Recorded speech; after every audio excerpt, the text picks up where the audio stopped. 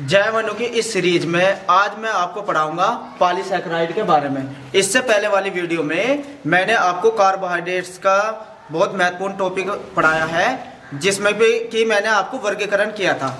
अब आप इसमें पढ़ेंगे पॉलीसैकेराइड। आइए समझते हैं पॉलीसैकेराइड के बारे में।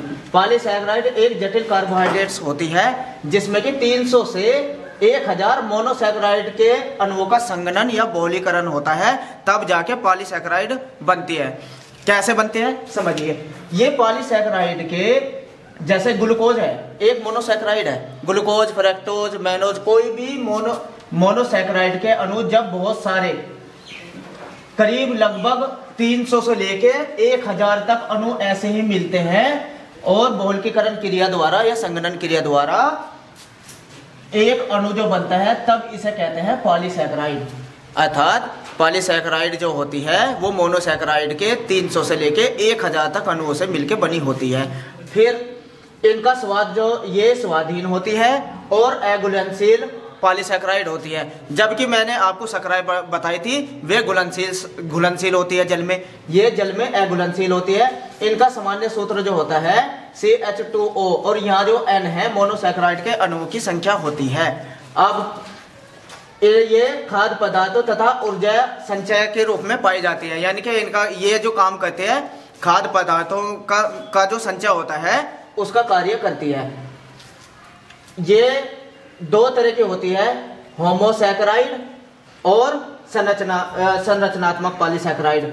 नंबर 1 होती है होमोपॉलीसैकेराइड, नंबर 2 होती है संरचनात्मक पॉलीसैकेराइड।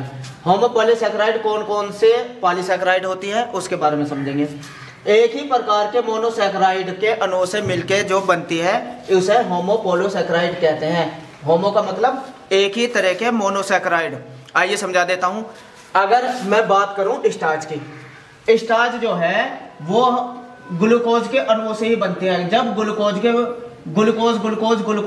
यानी कि एक ही अणु होने चाहिए, तभी तो इसे होमोपॉलीसैकेराइड कहते हैं। दूसरी ग्लूकोज के अलावा कोई भी मोनोसैकेराइड नहीं होती, इसलिए हम इसे होमोपॉलीसैकेराइड कहते हैं। और जब जाकर एक स्टार्च का अणु बनता है, यानी कि स्टार्च के अणुओं का निर्माण ग्लूकोज के बहुत सारे अणुओं से मिलकर बनता है, तब उसे कहते हैं हम होमोपॉलीसैकेराइड। यानी कि मोनोसैकेराइड का जौन सा भी अणु रहेगा वही अणु सारे तत्वों का निर्माण करता है। आइए अभी समझते हैं।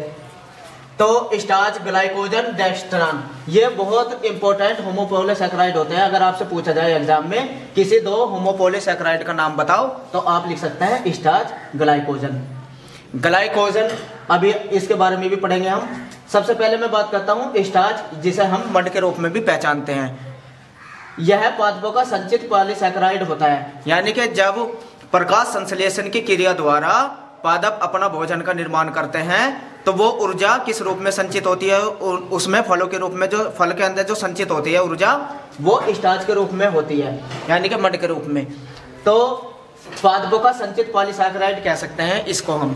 किसको? स्टार्च को। और ये ग्लूकोज के बहुत सारे अणुओं के संघनन से बनती है।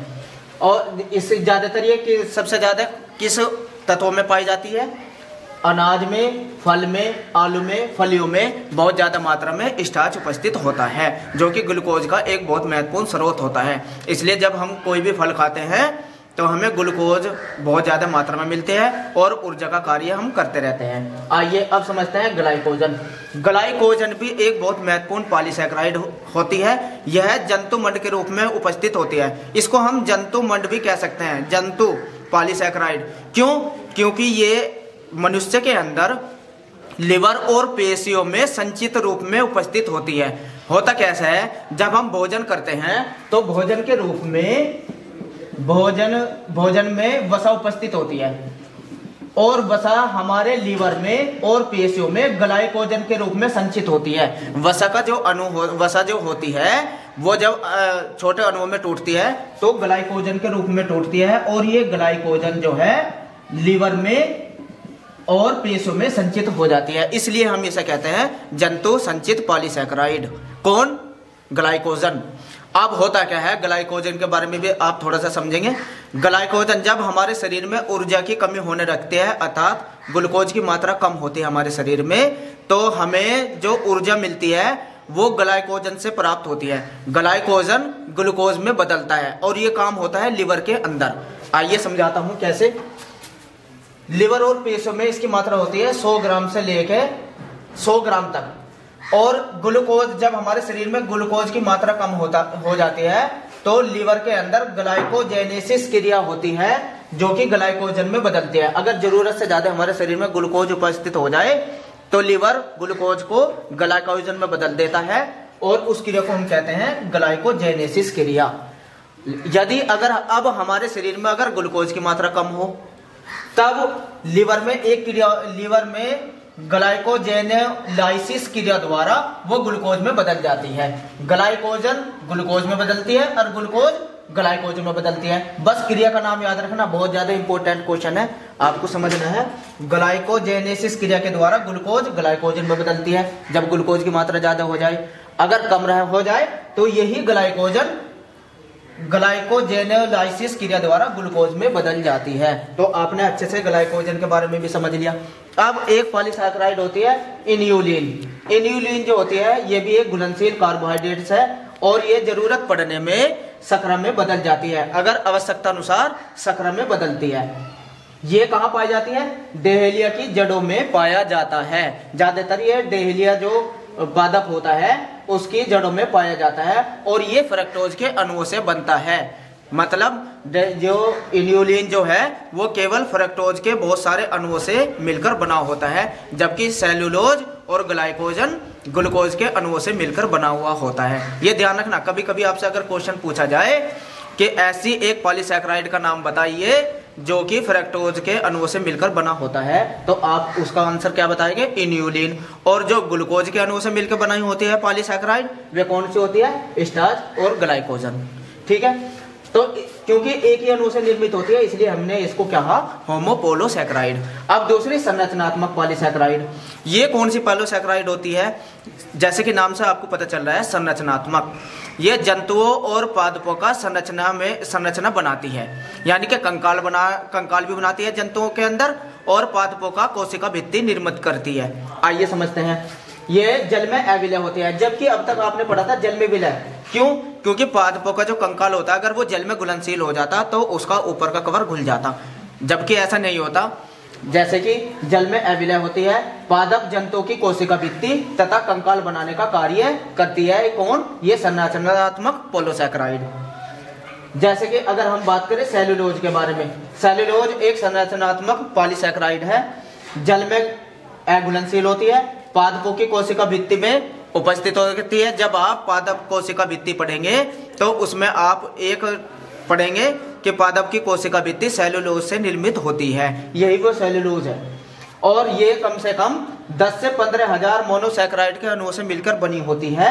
ग्लूकोज की अनेक इकाइयां भी इसके बनने में निर्मित होती है, यानी कि ग्लूकोज की बहुत सारी इकाइयां भी इसे बनाने में काम आती है। अब एक संरचनात्मक पॉलीसैकेराइड है काइटिन। काइटिन यह एक ऐसी पॉलीसैकेराइड कार्बोहाइड्रेट होती है जिसमें नाइट्रोजन उपस्थित होता है।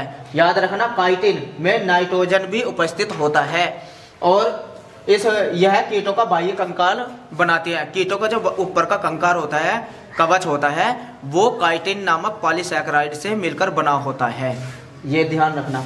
अब एक बात करेंगे हम पैक्टिन। पैक्टिन, जब आप पादप कोशिका का डायग्राम बनाते हैं तो उसमें मध्य पटलिका आती है, मध्य भित्ति।